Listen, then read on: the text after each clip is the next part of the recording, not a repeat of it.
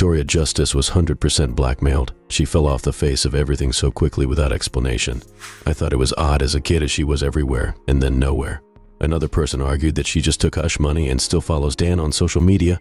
She isn't that talented but very good at modeling. This was a conversation between two individuals about the latest crime scene of a popular Nickelodeon comedian, Dan Schneider. You can imagine how many people he has put a smile on their face, how many people have been encouraged by what he does. However, there is more to his life than what people can see or perceive. Crimes are majorly acts that can either hurt, endanger, or kill another individual. Crime can be directly or indirectly. Many people won't expect a comedian running a TV show to show up in numerous crime scenes. Do you know why? It is because what he does on the TV should translate to how he lives. Perhaps it is not so in Dan Schneider's life. Do you want to get more details about his life and different crimes he has committed? Then this video is the best for you. Join me as I unravel the mystery behind Dan Schneider's life and much more information you will need to know. Haven't you subscribed to our YouTube channel? Press the like, follow, and subscribe tab to successfully do that. Trust you have done that already. So let's get into this story of what happened to Dan Schneider. Dan Schneider produces and runs some of the most impactful kid shows of the past 3 decades, like iCarly, Victoria, and so many others. Apart from the fact that he makes kids to be attached to his TV show, he also instigates them to have personal encounters with him. This act of his has expanded the sexual scandal rumors happening between him and kids. The gloomy idea of his prolific popular TV shows must have calmed the nerves of the populace, but much evidence relating to the rumor is what can't be thrown away. From the subliminal messages, hidden documents on telegraphs, psychological defects, to different signatures and seen on documents are what Nickelodeon have faced and defended over time. There are also multiple pregnancy case reports, and it all started from Dan starting to be a dark father figure and an exploitative admirer. Looking not too further, let us remind you about who Amanda is. She is a very little bright girl about 10 years old. She is also very active, brilliant, and talented. Initially, Dan doesn't want to add any young talent to his show, but with the rapid development of Amanda, he was left with no choice. Many might say Dan was impressed by her talent, but he was more obsessed with her in other ways. In not so much time, she suddenly became the star of Dan's TV show. Most times, it was reported that Amanda will be missing and will be found alone with Dan. You should put at the back of your mind that Dan was the dream maker and the inspiration behind these young upcoming stars. Not all of them have the innate nature to act even from that young age. They have to go through numerous training and rehearsals just to be the best of themselves.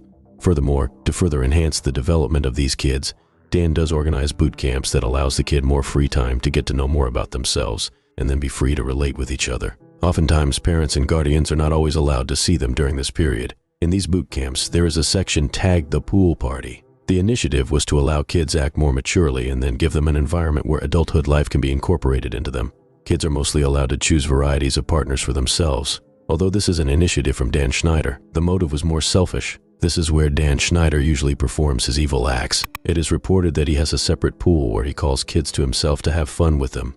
Since Amanda arrived at the TV show training, she became his favorite, and she is always seen with him, even at the poolside. Most times, Dan has openly defended his outrageous act, claiming that he is the mastermind for all his own show, and he has all his plans ready for the development of his show and also the advancement of the kids. Little did people know about how he has forced most of them to sexual scenes, most especially his favorite Amanda. He started his audacious moves by running a show titled Amanda's Show, making it a series. After that, he released a show titled What I Like About You, and also Big Fat Liar. With the fame and popularity these series gain in just a little time, the parents of Amanda got worried and started raising questions as to why Dan made Amanda his favorite. Amanda's dad in particular was very interested and perplexed to really know what was going on. Even though Amanda's dad is a dentist, he has always wanted to be a comedian too and make people laugh. This was his reason for allowing his daughter to fulfill his long-term dream. Dan's audacious act around Amanda was so obvious even to Amanda's parents' face. The treatment was not just like a friend, but a romantic kind of relationship. Many times, Dan's character has positioned him to make the kids see him as a dad. Like for real, going forward, Amanda's relationship with us parents was reportedly broken. Dan's figurehead mentality has put many kids into his nest, most especially Amanda. Amanda's parents were really upset about this situation. Many reports reveal that Amanda decided to live with Dan Schneider and his wife at the age of 16 in 2002, in an attempt to emancipate herself from her parents. The shocking part to the viewers is that Dan decided to make 2 different series for Amanda. The Amanda series and What I Like About You. Owing to this fact, the alarming sexual scenes they both played comfortably and casually was really a mess everyone was talking about. Comments from viewers might have changed the perspective a little bit, but it is obvious that Dan purposely wanted to show those fanatic sexual scenes to pass a message. Not so long that other released series apart from the first two started to show similar traits and similarities. At 16, what Amanda was exposed to had made her peers outside there start making headways toward how they act towards their parents, and most infuriating towards their opposite gender. Dan's position towards the series didn't make a note to him because he was making his cool money from it.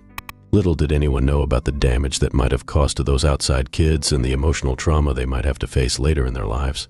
A book titled Dear Hollywood was released around that time wrote tackle children's psychological problems and reduce their mental awareness towards what they watch at home. If you want to know what normalizes a character in a kid, it is simply exposure and mentality. At first, kids may get excited with the comedy of the show, but the scenes will live long in their memories. Can these memories be eradicated? I guess not. Dan's popularity after Amanda's involvement was termed as a disaster to any child's human health. The stages as to how a kid can relate physically with an adult has some barriers. This must have been maintained over time until the introduction of the Amanda series. There were many acts that were normalized in the series, like sitting too close to someone, hugging almost everyone for longer times, pecking on the cheek, and many others. If a child is exposed to this early, it will only take some time before the child starts acting the same way. The freedom of Amanda and Dan was too clumsy that the influence they had has no bound. One of the weirdest norms that Dan introduced was the obsession with bits, normalizing fetish. These characters seen in this series have been noticed with their strange loud screams, also the way they sleep and then scream out of sleep.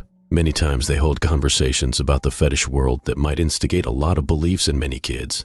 When asked, Dan defended that the orthodox world is what he projects and not the other way around. A lot of strange characters evolved among kids at home, and the justification was not even traced. Furthermore, the wave couldn't be stopped because those kids were too exposed to it and the enormous repetition of the scenes.